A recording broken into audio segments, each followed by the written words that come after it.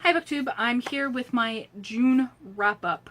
Yeah, so ignore the mess in the background. First off, graphic novels. I read 3 graphic novels. First, I read the first 2 volumes of Unfollow, which is an interesting concept. It's about a social media mogul who's on his deathbed, and he decides to leave his fortune of $18 billion to 140 different people. So overnight these people, become millionaires. And what he then says is that if one of you dies, kind of casually, if one of you dies, that money will then be redistributed to the surviving people. And what of course happens is, people go around killing each other so that they have a bigger pot of money. And it gets a lot more complicated than that. I initially went in thinking, yeah, this could be just like violence and just like nonsense. But it is a lot more than that. It's a lot more complicated, and I really appreciate that. And there's a lot of provocative, not only imagery of violence and nudity, but ideas as well. Then I read Aquaman, To Serve and Protect.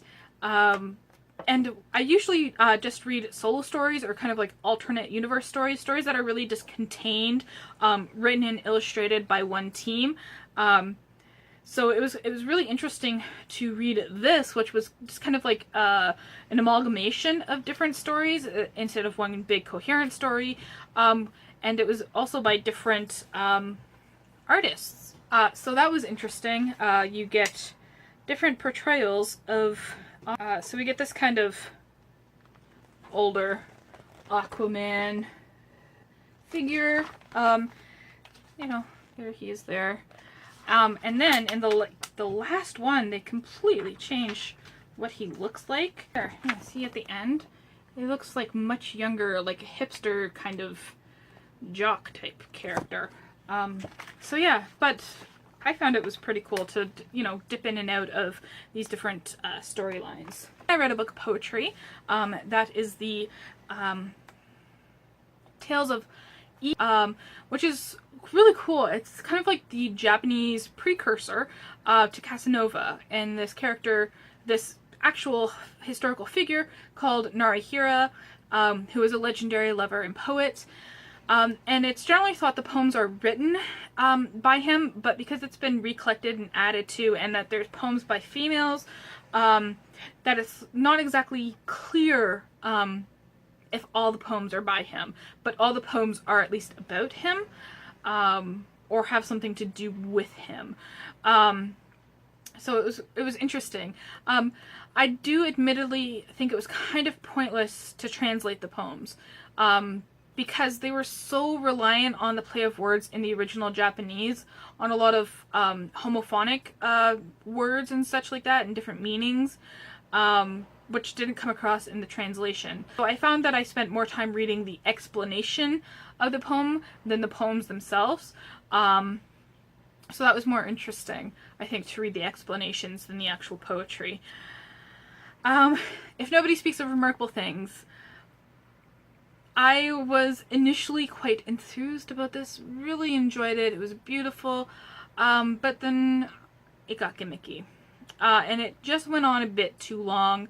And I get that the length and the formatting is symbolic, and I won't tell you what that symbol is, that's symbolic of, because it's a spoiler, but the symbolism I found was more meaningless than anything. It didn't really add anything to the story, and it's not as obvious if it's not pointed out to you what is going on.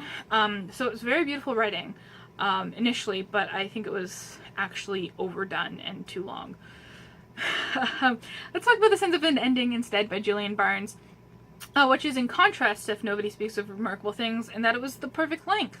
Really nice, short, sweet, well, maybe not sweet story, short, beautiful story.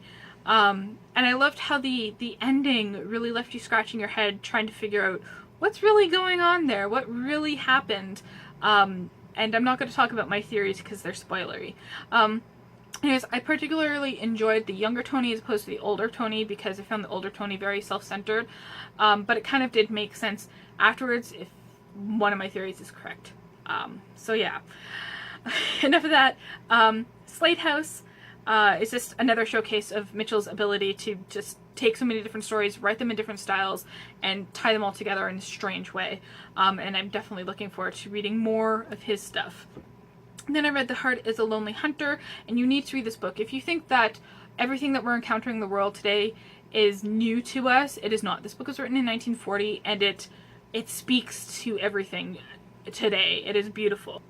You know, it's all this stuff wrapped up in this beautiful writing, and McCullers isn't afraid to leave things implied. You know, she trusts that her readers are smart enough to pick up on the clues that she leaves for them. And I really appreciated that, a trust between the author and the reader. Then I read Sweet Snow, which is a novel about the Ukrainian genocide, and I really appreciated this and learning about the Holodomor from a fictional standpoint.